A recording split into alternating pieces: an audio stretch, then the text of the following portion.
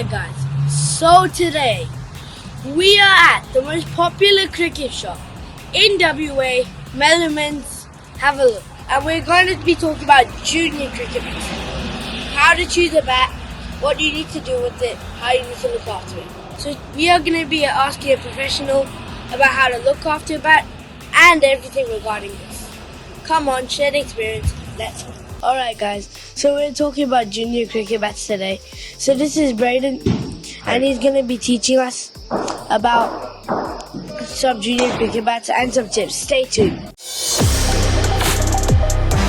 So I'm sure about this video, so the viewers are going to want to know, what bat would you recommend for juniors?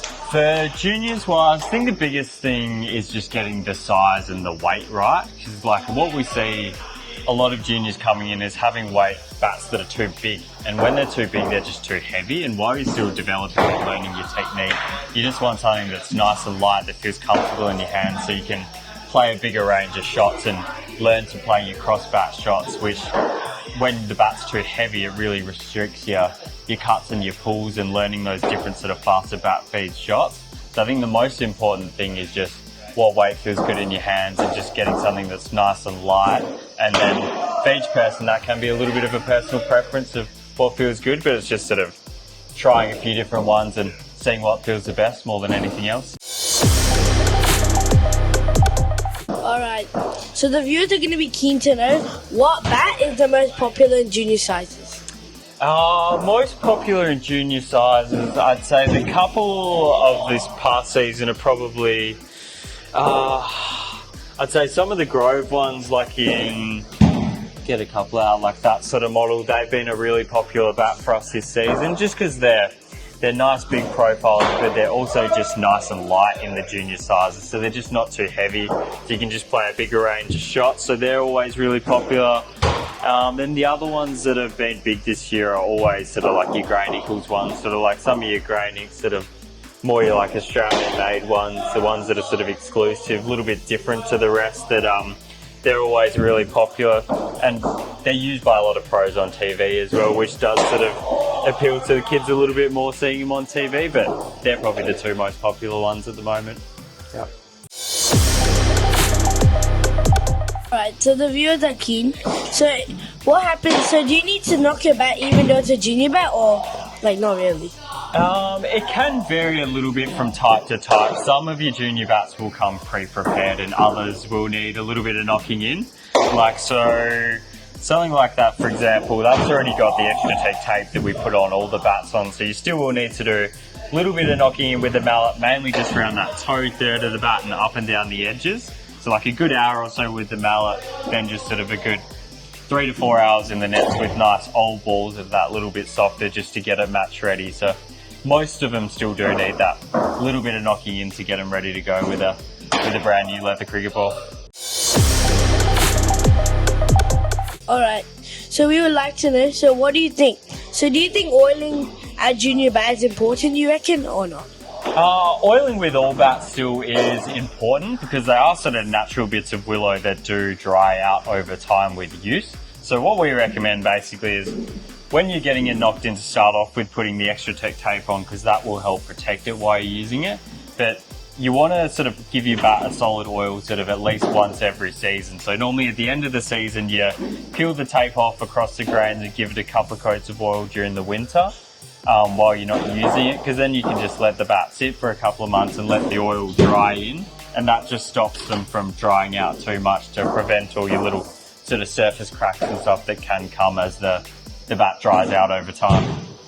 Yeah, so it still is definitely important to get some oil into your bat once every season, and that definitely helps them to last that little bit longer.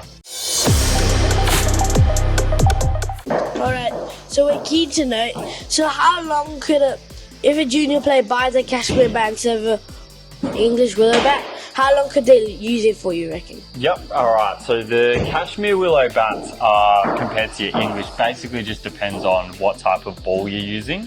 So the Cashmere ones are designed for sort of like your hard plastic balls that in Australia they use up until under 11.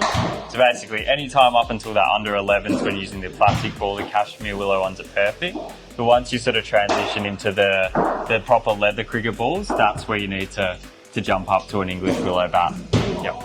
Yeah, so that's sort of the difference on the grain in your cashmere willow to your English willow. So it's not a massive noticeable difference in visual appearance. It's more just basically the performance and the strength of the willow, which is what's difference between your sort of cheaper cashmere and then your more premium English willow.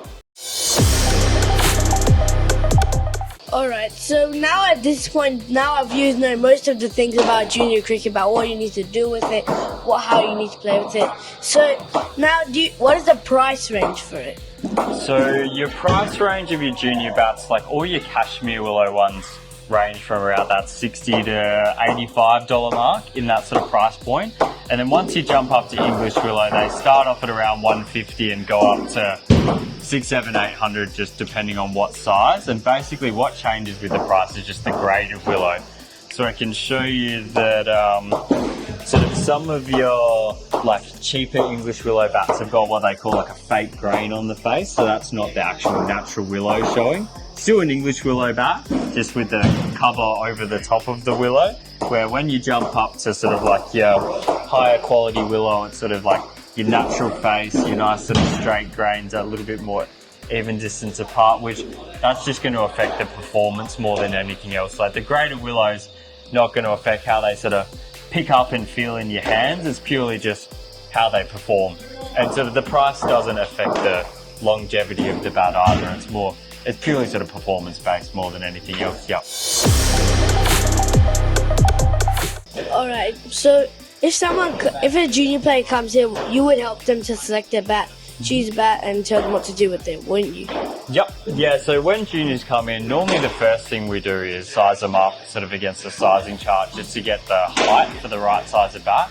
And from there, we'll just go through a few different options in different brands and different weights just to kind of get a gauge of what weight feels good in your hands, what feels sort of too heavy, what's sort of the right weight for you. And then from there, we'll sort of just narrow it down to what feels good. And that's when we'll start to sort of ping test and test the performance and go through each bat a little bit more specifically. But the main thing to work out to start off with is just your size and what weight feels good in your hands. And then from there, it's just going through a few different brands and seeing what you really feel comfortable with more than anything else. That's the most important thing for sure.